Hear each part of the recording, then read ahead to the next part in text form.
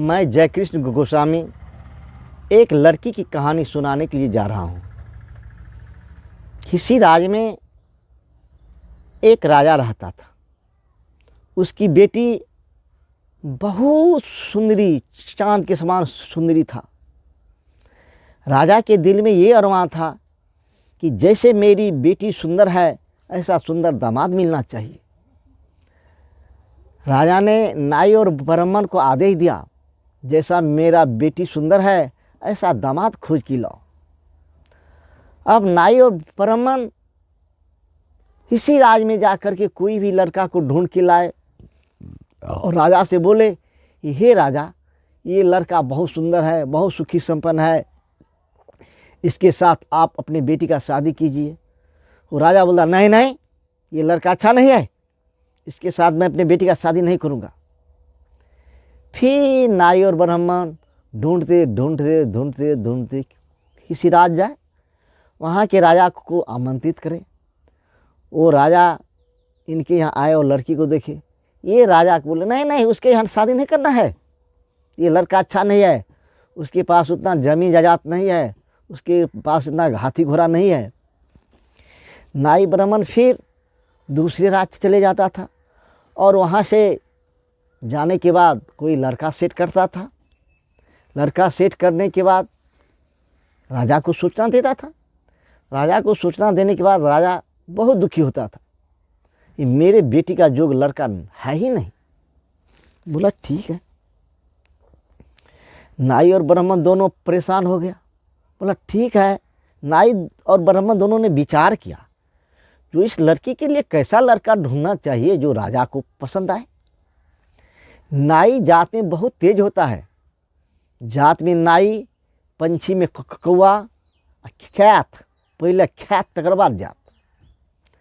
नाई ने बोला, ए ब्राह्मण देखो, जिसको बहुत बड़ा हाइड्रोशन होगा वैसा लड़का चाहिए, इसको बहुत बड़ा घेग होगा ऐसा लड़का चाहिए, इसके घर पे छत नहीं होगा ऐसा लड़का चाहिए, इसके घर में सारा बारिश का पानी आता हो ऐसा लड़का चाहिए, इसके घर में सूर्य का रोशनी डायरेक्ट आना चाहिए ऐसा लड़का चाहिए। ब्राह्मण बोला ठीक है। दोनों निकल गया। जाते जाते जाते जाते जाते 6 महीना अपने घर में बैठ गया। 6 महीना अपने घर में बैठ गया। दोनों नाई ब्राह्मण खूब खाया पिया ऐश किया। राजा ने 10-20 हज़ार रुपये दिया था, वो सारा रुपये खा गया। और खाने के बाद 6 महीने के बाद जब लौट के आया तो बोलता है, सरकार, आपके बेटी जो लड़का मैंने इतना सुंदर खोज के लाया हूँ जो कहने का वर्णन है। राजा बोला, अरे कुछ तो इसका प्रशंसा सुनाओ। हाँ साहब, इसका प्रशंसा मैं सुनाऊंगा तो आप बहुत खुश हो जाइएगा। बोला बोलो। बोला, दिशा दिशा दिशा बस निहारे एक ही दिशा। अरे वाह रे वाह, अब इस लड़का से अच्छा क्या होता है। दिशा दिशा दिशा बर निहारे के दिशा, बर के नीचे बहुत विशाला। अरे बाप रे, बर के नीचे बहुत विशाला, वाह वाह, ऐसा लड़का तो होना चाहिए। बर के गले बजंतरी के माला, वाह रे वाह, ऐसा लड़का। बर के घर में चांद सूरज की ज्योति, बर से हीरा लाल मोती। बोला वाह रे वाह, ऐसा लड़का तो मिलना संभव है, जाओ इसे शादी का दिन दे आओ।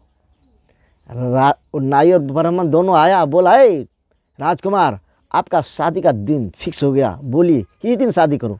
बोला, भल दिन का दिन और सोम दिन ब्याह करो ना, हम तैयार हैं।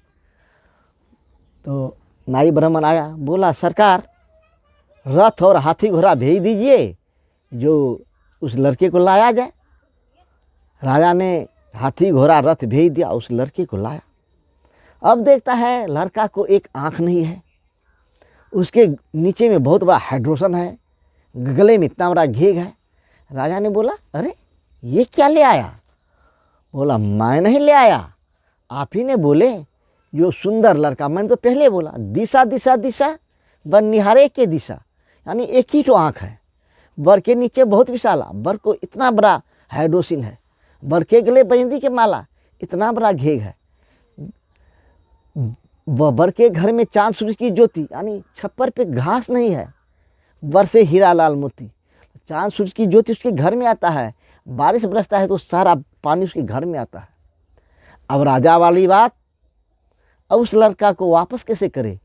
उसी लड़के के साथ अपनी बेटी की सगाई कर दिया। वो लड़की उस राजा के घर में चला गया। राजा के घर में चला गया तो कुछ दिन ऐशराम किया। ऐशराम करने के बाद अपने बाप को आदेश किया, पापा जी आप ये क्यों किए? अगर इससे अच्छा था तो मुझे जहर खिला के मार देते। बोला बेटी हमने तो सुना जिसके घर में चांद सूरज की ज्योति उसे बल्ब का क्या ज़रूरत है? जिसके घर में हीरा लाल मोती बरसे उसे संपत्ति की क्या कमी है? इतना बात सुनते ही वो लड़की उस लड़के को छोड़ करके भाग गया।